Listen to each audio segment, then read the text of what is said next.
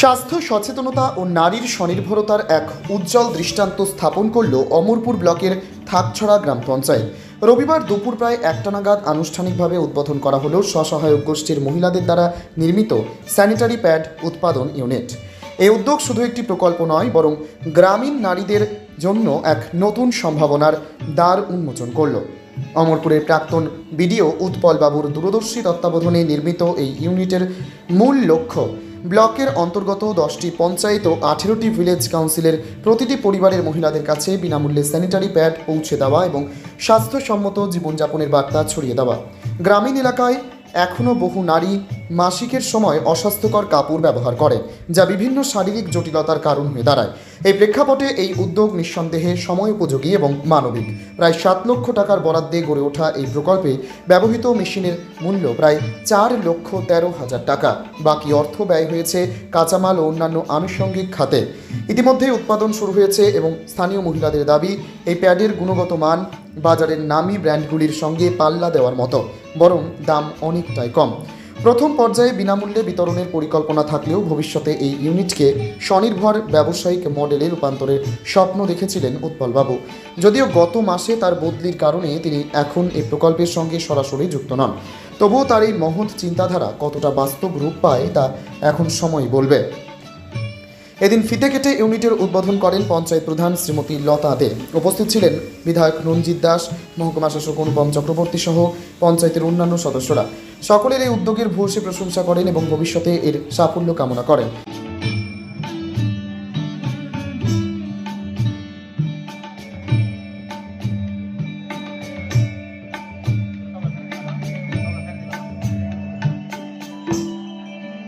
এই 3-4 বছরের মধ্যে অমরপুর ব্লকের তত্ত্বাবধানে এবং আমাদের পঞ্চায়েত সমিতি এবং বিশেষভাবে আমাদের যিনি বিডিও ছিলেন আগে উৎপল দাস এবং আমাদের যিনি মাননীয় মহকুমা শাসক রয়েছেন এবং পঞ্চায়েত সমিতির চেয়ারম্যান এবং আমাদের এই পঞ্চায়েতটা থাকছড়া পুরোত মহিলা দ্বারা পরিচালিত। এই সমস্ত দিক থেকে অমরপুরের পঞ্চায়েত সমিতি এবং ব্লক থেকে বিভিন্ন উদ্যোগমূলক কাজ গ্রহণ করা হয়েছে। তার মধ্যে থাকছড়া ব্লকে আপনারা দেখেছেন, এখন আমরা যেটা উদ্বোধন করেছি নীলমণি ম্যাক্সি, এদের মাধ্যমে মানে এরা নিজস্বভাবে আমাদের TRLM-এর আর্থিক সহযোগিতা এবং লোন নিয়ে, যেগুলো গভর্নমেন্টের পলিসি যে TRLM-গুলোকে কীভাবে স্বনির্ভর করা যায়। এবং আপনারা জানেন ভারতবর্ষের প্রধানমন্ত্রী যে চিন্তাধারা মহিলাদের যাদের লাখপতি দিদি তৈরি করা, এটা একটা আমাদের থাকছড়া পঞ্চায়েত ভারতবর্ষের প্রধানমন্ত্রীর ডাকে সাড়া দিয়ে তারা একটা নিদর্শন হিসাবে তাদের আজকের এই উদ্বোধন হচ্ছে। আমার আশা এবং এই পঞ্চায়েতের যারা এর সঙ্গে যুক্ত রয়েছেন তাদেরও চিন্তাধারা রয়েছে যে কিভাবে মহিলাদের আত্মনির্ভর করা, তার একটা প্রকৃষ্ট উদাহরণ। শুধু আজকে থাকছড়া এটা না, আপনারা জানেন আমাদের ব্লকের যে বিভিন্ন যে রান্নার ব্যবস্থা করা, এই থাকছড়া পঞ্চায়েতে সেলফ হেল্প গ্রুপগুলো সেগুলো করা হয়।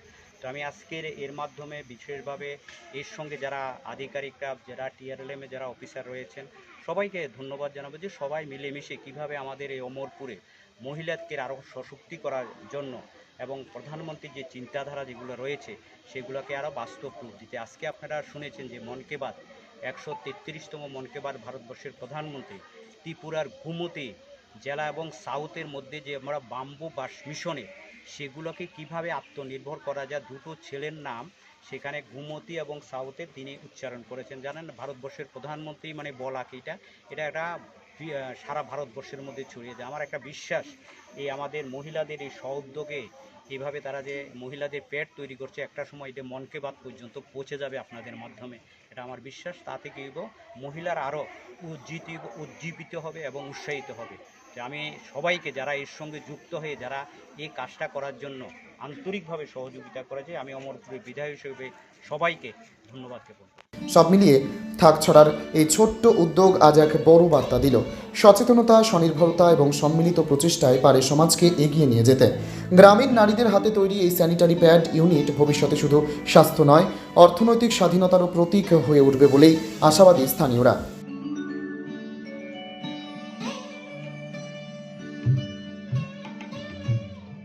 নিজস্ব প্রতিনিধি রিপোর্ট, অমর বার্তা।